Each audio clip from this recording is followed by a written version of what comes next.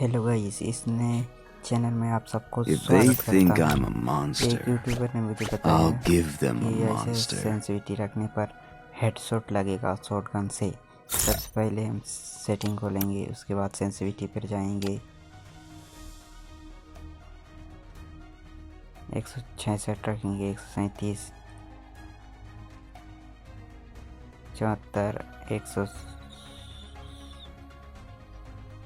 158 रखेंगे। उसके बाद 156 रखेंगे। उसके बाद 179 रख के ट्रेनिंग स्टार्ट करेंगे।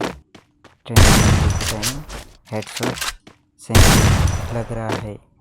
इसका ट्रिक 1% 1 सही है, इसीलिए गाइस यूट्यूबर मन का बात चाहिए। लाइक और सब्सक्राइब ना भूले।